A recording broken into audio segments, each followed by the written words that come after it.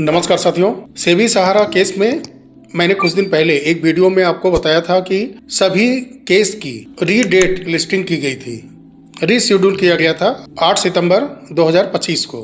फिर उसके बाद बहुत ही जल्द एक केस का डेट पड़ता है, कंटेम्प्ट पिटीशन 2017 में जो सेबी ने दिया था सुब्रत राय सहारा के अगेंस्ट में, उसकी सुनवाई 24 सितंबर निश्चित होती है। फिर उसके बाद गौतम अवस्थी जी की तरफ से एक आईए लगाया जाता है और साथ ही में 15 और 16 सितंबर के ही डेट में खेतान एंड कंपनी की तरफ से आईए लगाया जाता है, एक एफिडेविट फाइल किया जाता है। खेतान एंड कंपनी का जब मैंने नाम सुना तो मुझे तुरंत याद आया कि ये अडानी ग्रुप के तरफ से कई बिजनेस डील हो, बिजनेस से संबंधित लेन देन हो, तो ऐसे डील में वो लगातार अडानी ग्रुप के तरफ से एडवोकेट के रूप में रहते चले आए हैं। तो डाउट तो मुझे हो गया था, लेकिन मैंने जानबूझ करके चर्चा नहीं की कि क्या ये बड़ी डील कोई अडानी ग्रुप के साथ होने जा रही है। तो मीडिया रिपोर्ट आ भी रहा था, 2 दिन पहले ही एक रिपोर्ट आई थी। ज्यादातर मीडिया पर ऐसे मामलों में अफवाह भी उड़ती है, कुछ रिपोर्ट और राज सामने मेरे आई है मीडिया रिपोर्ट के ही तरफ से। कई ऐसे स्पष्ट प्रूफ हैं उसमें जो मैं इस वीडियो में आपको दिखाऊंगा, जिससे ये स्पष्ट हो जाएगा कि सहारा का अडानी ग्रुप के साथ डील लगभग हो गया है। कौन कौन सी प्रॉपर्टियां हैं इसमें, कितने कितने हजार करोड़ का वैल्यूएशन निकाला गया है, लगभग सारा कुछ इस वीडियो में हम लोग बात करेंगे। सेबी सहारा केस में ही 12 फरवरी 2025 को 2 प्रमुख आईए पर सुनवाई हुआ था, जिसमें से कि एक आईए का जो सहारा ग्रुप और अडानी ग्रुप के बीच में ये डील हो रही है, उसी आईए का रेफरेंस दिया गया है। आईए number 233758/2025 appropriate order and direction के लिए ये आईए था। और उसी दिन एक और आईए पर महत्वपूर्ण सुनवाई हुई थी 253470/2025। ये आईए मॉडिफिकेशन ऑफ कोर्ट ऑर्डर के लिए लगा था। तो पहले वाले आईए का इसमें रेफरेंस दिया गया है इस डील में। अब कुछ और आंकड़े मैं आपके सामने रख रहा हूँ। मॉडिफिकेशन ऑफ ऑर्डर के बाद जो केस सेटल्ड हुआ था मीडिएशन के माध्यम से 18 मार्च 2025 को, वो तो झूठा साबित हुआ। ज्वाइंट वेंचर डेवलपमेंट पर सेटल केस हुआ था, तो अब स्पष्ट है कि वो आगे नहीं बढ़ा, कैंसिल हुआ और ये झूठा अपडेट सुप्रीम कोर्ट के पोर्टल पर मीडिएशन के अपडेट कर दिया गया था। ये सर्वोच्च न्यायालय के पोर्टल से उम्मीद नहीं की जा सकती। 2017 में ही चाहे वो टाटा रहे हो, गोदरेज, अडानी, इन लोगों ने सहारा की 30 प्रॉपर्टियां नियर अबाउट 7000 करोड़ के आसपास इसका वैल्यूएशन था, उन्होंने खरीदने की इच्छा तभी जताई थी और वो आज लगभग अडानी ग्रुप के लिए फाइनल डील की तरफ अग्रसर हो गया है। जो 2017 में उन्होंने कहा, आज वो लगता है कि फाइनल होने जा रहा है। सहारा श्री नहीं, अब अडानी श्री के नाम से ये पूरा सहारा का प्रॉपर्टी जब जाना जाएगा। तो जो ये डील हुआ है सहारा ग्रुप के सहारा इंडिया कमर्शियल कॉर्पोरेशन लिमिटेड के साथ अडानी प्रॉपर्टीज प्राइवेट लिमिटेड ये डील हुई है, जिसमें लगभग 88 प्रॉपर्टियों का जिक्र है, जिसमें से कि अडानी ग्रुप की तरफ से टर्म शीट फाइल कर दी गई है सुप्रीम कोर्ट के समक्ष में। इन 88 प्रॉपर्टियों में से कुछ प्रमुख नाम जो कि सहारा का कभी सिरमौर हुआ करता था, उन सब के नाम कुछ मैं आपको बता रहा हूँ। सहारा शहर, सहारागंज, सहारा ग्रेस, सहारा स्टार, सहारा प्रेस, एम्बे वैली, ये वो नाम है जो पूरे सहारा के लिए एक गर्व हुआ करता था। अब वो अडानी के पास जाता दिख रहा है, एम्बे वैली।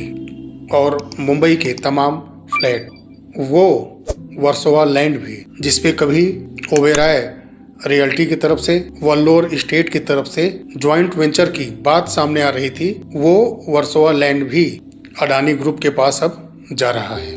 सहारा स्टेट, गोरखपुर और लखनऊ जोन के जितने भी कार्यालय, वो सभी अडानी ग्रुप के पास अब जा रहे हैं। सहारा ग्रुप और अडानी ग्रुप के बीच में जो टर्म शीट तैयार की गई है, उसमें ये सुप्रीम कोर्ट के समक्ष प्रस्ताव रखा गया है कि जो संपत्तियां इसमें सूचीबद्ध की गई हैं, कुछ अतिरिक्त संपत्तियां जो अडानी ग्रुप को बिक्री की जा रही हैं, ट्रांसफर की जा रही हैं, साफ तौर पर कहा गया है सुप्रीम कोर्ट के समक्ष में कि देश के अंदर सहारा के इन 88 संपत्तियों पर जो भी जांच चल रहे हैं, केस चल रहे हैं, चाहे वो देश के किसी भी अदालत में केस चल रहे हों, ट्रिब्यूनल में केस चल रहे हों, रेगुलेटरी अथॉरिटीज के दायरे में जांच चल रही हो, चाहे वो इनकम टैक्स का जांच चल रहा हो, ईडी का जांच चल रहा हो, पुलिस थानों में जांच चल रहा हो, एसएफआईओ जो इन्वेस्टिगेशन कर रहा है, और ब्लैक मनी बेनामी संपत्ति के कानून के तहत अगर कोई मामला सहारा के ऊपर चल रहा है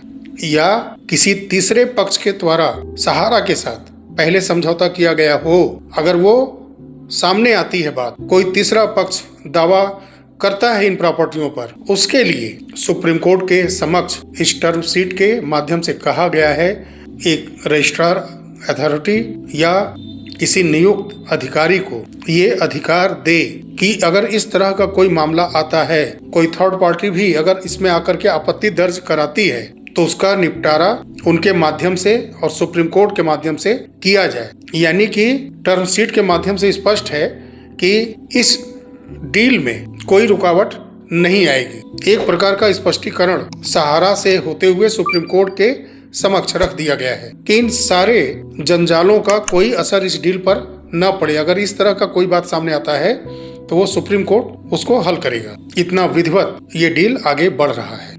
अडानी ग्रुप सहारा ग्रुप से सभी जरूरी आवश्यक दस्तावेज जैसे कि सेल डीड, म्यूटेशन, एनओसी की पूरी कार्रवाई वो करा सके ताकि आने वाले समय में कोई भी अड़चन ना हो। टर्म शीट के ही मुताबिक जो उसमें आंकड़ा दिया गया है, लेखा परीक्षित यानी कि ऑडिटेड संपत्तियां 95,000 करोड़ रुपए लगभग है, और इसमें जो निवेश हुआ है वो 94,000 करोड़ है, और जो एसेस्ट हैं 1,43,000 करोड़ रुपए लगभग है। तो ये वैल्यूएशन है टर्म शीट के हिसाब से। लेकिन अब स्पष्ट जब ये फाइनल डील होने जा रही है, सहारा ग्रुप की 88 संपत्तियां जब अडानी ग्रुप लेने जा रही है, तो निवेशकों का भविष्य तय कैसे होगा। सुप्रीम कोर्ट के टेबल पर क्या सहारा की जो तमाम कंपनियां बनी और उसमें निवेशकर्ता ने निवेश किया, लाखों करोड़ रुपए देनदारी है सहारा के ऊपर इस समय, इन सब बातों से कोर्ट को स्पष्ट रूप से अवगत कराएगा कौन।